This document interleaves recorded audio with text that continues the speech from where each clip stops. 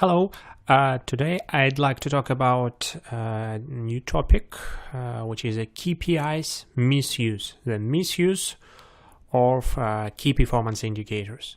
So basically we'll talk about what misuse of KPIs is, why it happens, and how to prevent it, how to avoid it in your businesses. And we'll discuss some cases that hopefully will help you.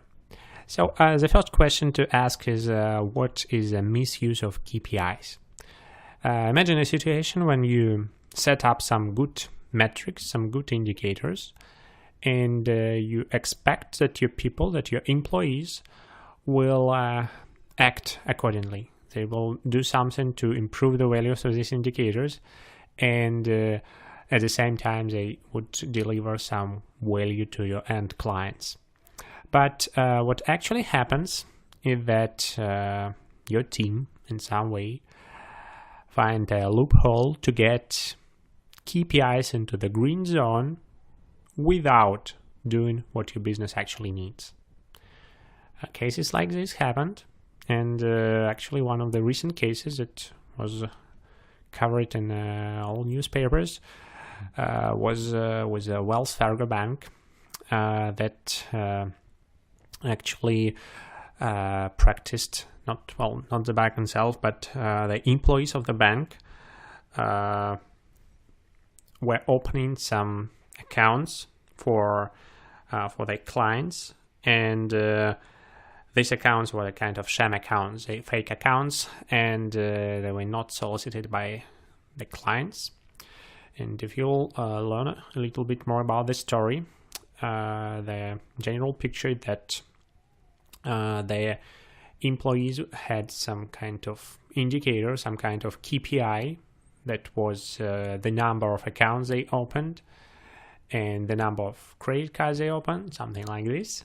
And their incentive plan was linked to this KPI in some way. So basically this pushed many of the employees towards opening this shame account, towards opening this fake credit cards and actually committing this kind of fraud. And just to mention one number, it was something like 5,300 employees involved in this practice. In this case, obviously, this bank did not want the employees to behave in this way, but that's what happened. And this happened all the day, and it can happen in any company. Another typical example is when it happens normally in call centers, when you set up some indicator and you're trying to track some performance indicator, like, for example, the number of calls people make. But soon you find out that people are trying to game the system and people are trying to, for example, call to each other just to keep this indicator in the green zone. This happened also. Or another typical situation, if you're doing some kind of marketing online, you can find out that if you hire some search engine optimization specialist who claim that will drive a lot of traffic to your website, what happens actually that, yes, you have this traffic, your KPI for the traffic will be in the green zone, but the problem is with the quality of this traffic. And that's not actually what will help your business to grow.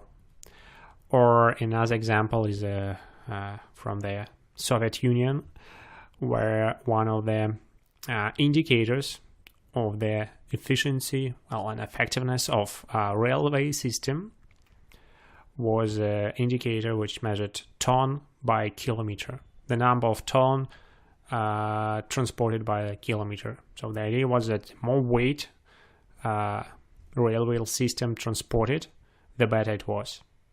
Actually, it was not that good idea, because finally it appears that a lot of goods were transported from one side of the country to another one just to keep this indicator in the green zone without any particular business need. So we can go ahead with these cases, but the idea is obvious that any business is at risk, and it's not just that some kind of employees are bad persons or something like this. In the most cases, the problem can be solved on a management level, and we'll talk about this now, how to solve this. First of all, before solving anything, we need to do a kind of quick diagnostic to find out if there are some typical problems in your business, and if you see that we have something like this, that then you'd better pay attention to this.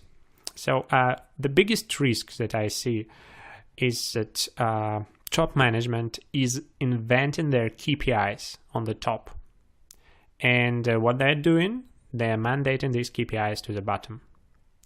So line level employees have some KPIs to follow, but they were not involved in the discussion around these KPIs. So that's just the fact of them. Follow these KPIs and don't ask questions. Normally, this is the biggest factor, the biggest risk factor for this problem. Now, some other factors are linked to this one. For example, if you have a kind of incentives plan in your company, and this incentives plan is linked to some KPIs, and when you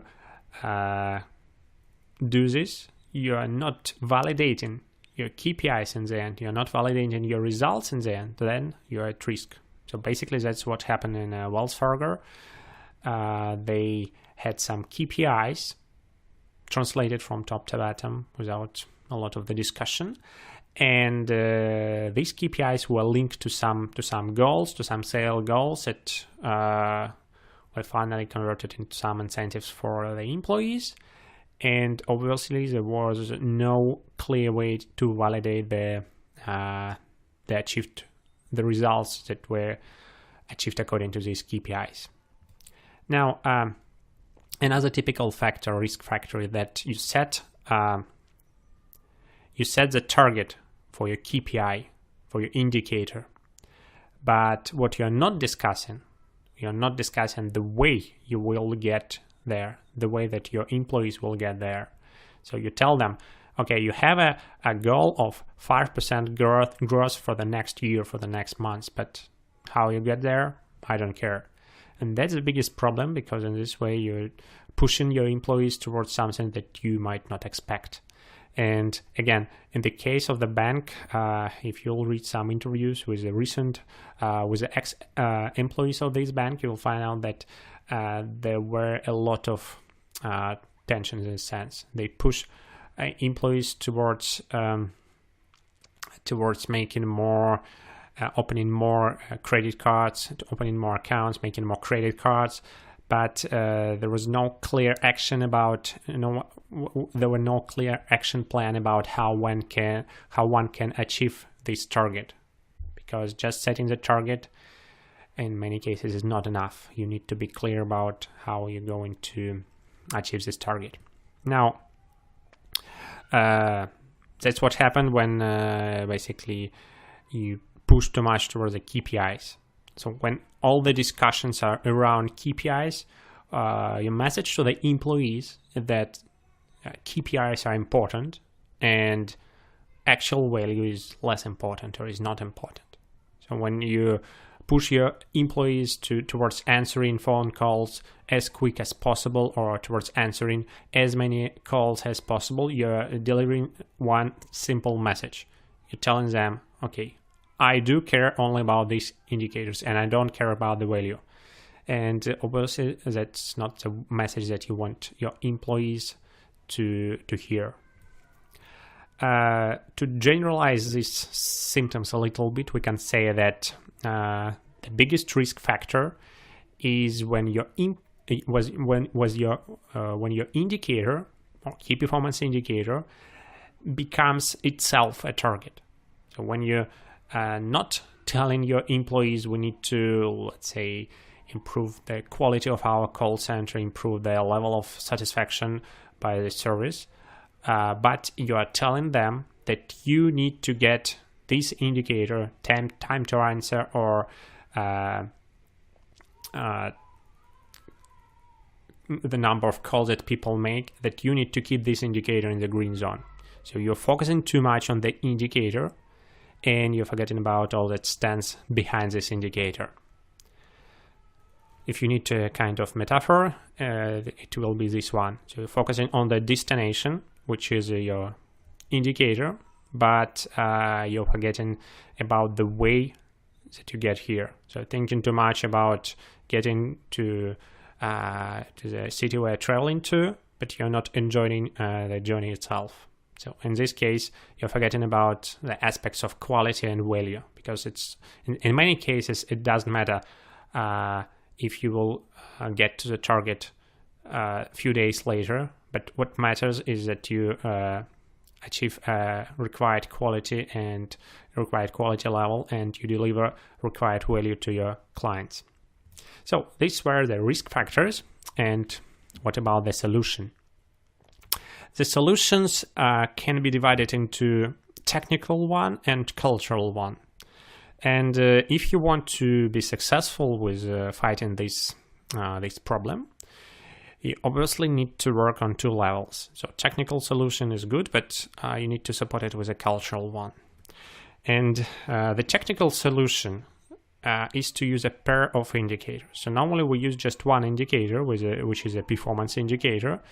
And just this indicator is not enough, obviously, as it was shown in the case with the bank. So what we need to do is to use performance indicator plus the indicator of the quality for the value. Getting back to the case with Wells Fargo, you can use the performance indicator, which will be the number of opened accounts, the number of new credit cards, and the quality indicator, which in that case could be the, for example, cash flow for the new accounts during 3 months period, something like this, or how actively people are using new credit cards. And obviously in that very case, people had not used their credit cards, and there was no actual cash flow, so it was relatively easy to track the quality of these sales that employees made. It was relatively easy to track the quality and the value created for the end users. So if you're thinking about if this indicator is good one or bad one, if people are achieving what I expect them to achieve or not, always think about the value. If you see that the value was created, then you're probably on the right track. What about the cultural solution? The cultural solution is to ensure two things. One, important thing that all the indicators that you create are the product of the discussion. So you're not just pushing your KPIs towards the employees and saying that you need to work according to these KPIs. Now, if you already had a set of KPIs and you have a new employee, you explain to them why you need to use these very employees. And it's better if you can run a kind of dialogue, and that will lead your employee to the right conclusions about the KPIs that they need to use. Probably you'll get some new findings, and probably you'll find out that there is a way to update old KPIs and focus on something new. It's also a good case. The idea is that your KPIs that you use as a product of the discussion.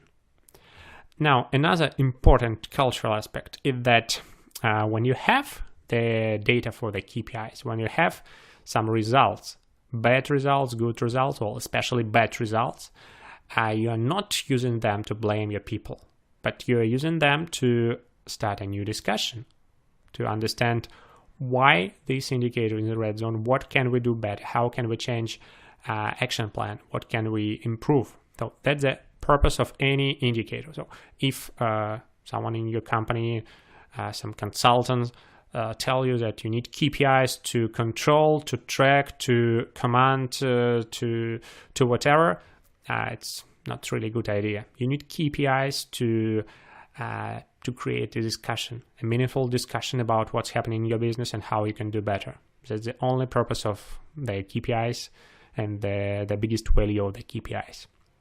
So we have a solution and how to implement it into your measurement system. So obviously you have some dashboards, some scorecards. If you're using BC Designer software, then you also have some automation for a scorecard. but you also need to do something on the conceptual level to implement these new ideas into your measurement system. The third thing you need to do is to clearly define a business context, which in this case is a business goal that stands behind the KPI. How can you do this? If you use an automation software like BC Designer, you can create a strategy map. You can show how this goal is related to another one, and normally it's enough. You can explain additional details in the supporting documentation, align some initiatives, align some action plan, but you need to do this. You need to be clear about why you're measuring this. Second step, that you need to have an action plan. And this is not just an action plan like some separate thing. This action plan should be aligned with this indicator. So basically, you need to understand what you're going to do exactly to get this KPI into the green zone, or to keep this KPI in the green zone. And this action plan should also be the product of the discussion. You cannot do a 100% outsourcing to your employees. Now, having these two parts, we define a business context, we define an action plan, but we also need to add some indicators. Normally, what you have on your scorecards, what you have on your dashboards, is the performance indicator, or in some cases, it's not really clear if it's a key performance indicator, or if it's key result indicator. So performance or result indicator. And that's what you need to have, but it's not enough. Like in the case with the banks that we discussed before, they had this performance indicator. They had the indicators that measured for them the number of accounts they opened, the number of credit cards, but it was not enough. Just because at the result they induced the action that they had not expected. What we need to make sure that we're on the safe track. First of all, we need to think about the performance driver. What is driving our performance? And basically, it's linked to the action plan. In other words, what should we do in order to improve our performance? So we're measuring performance with this second indicator in the center, and with this indicator on the left, we need to understand if we're moving in the right direction. In the article that we have on our website, which is you have it in the bottom of this screen, KPIs Misuse, why does it happen and how to avoid it, we discussed a case with online marketing. So basically for the online marketing, our performance indicator is the number of visitors that we have to our website, and the question is how to get these visitors. Different ways to do this, to get some ads, to get some links, to get something like this. And one of the possible ways to do this is to create some content, some good content. So in this case, the good content, the number of high quality articles, is the performance driver, and the performance indicator is the number of visitors that we get to the website. When we do this, we need to make sure that those people who got to our website are the good ones, can be profiled as qualified visitors. And to do this, we need a different indicator, which is an indicator related to quality or to the value created. In the case of website marketing, the quality indicator or value indicator might be, for example, the time spent on website, bounce rate, click-through rate, conversion rate to sales or to subscriptions. So basically, these three indicators help us to analyze our situation from all different three sides.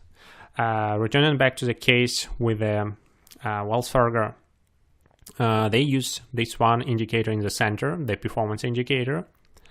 What they can do better, they could introduce this indicator related to quality and indicator related to the value, which, as I mentioned before, could be a kind of cash flow for the new accounts and engagement, some indication of the engagement from the new customers, how actively they use the service. So this would prevent this kind of fraud that appeared.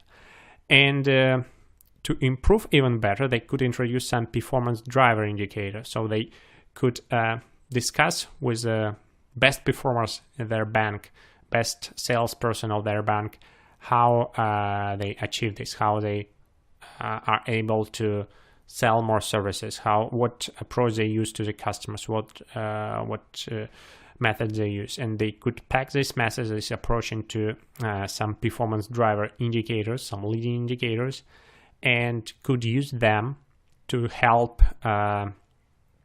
their employees to be more efficient and effective in a sense of reaching their customer, in a sense engaging with their customers. So that's more or less how their whole system with the indicators can look like, and hopefully you will use it for your company to improve it a little bit. And now a few words about automation. You all have access to BC Designer, whether it's BC Designer Pro or BC Designer Online, a cloud-based version. And actually, when you will start thinking about improving your performance measurement system, you will find out that you need to do a lot of things. You need to have a business context strategy map. You need to map some goals, some initiatives that you want to do. You need to make sure that you track all these 3 types of indicators. You need to report. You need to make sure that indicators are updated on time. And the good news is that with BC Designer software, you can do a lot of this, and the software can automate a lot of things for you. So first thing, that you can create a number of strategy maps and explain the business context for your employees on different level if you need. And you can add various indicators, not just one. You can add various indicators, align them with business goal, and you can assign a person that will be responsible for this indicator, the person who will receive some notifications, some updates about these indicators. You can also align some budget information with business goal if you need it. You can align some information about action plan that you're going to execute. It can be just a short comment line, or it can be a link to some document. You can do this via initiatives in BC Designer. To make sure that all the indicators are updated on time, you can assign an update interval for the indicators. And if some indicator would not be updated on time, you can set up some automatic email alerts so that manager will get some information that, look, this indicator was not updated on time. What's happening? Probably have a problem there. And for sure, you can do all things related to data visualization, like dashboards, reports, and visualizing directly on the strategy map. So in this case, BC Designer software will help you a lot, and just start using it. Just start applying it to solving these problems with KPIs misuse. So thank you very much for your attention. Should you have any questions about this topic, about BC Designer software, don't hesitate to contact our customer support service with your questions. Thank you very much, and goodbye.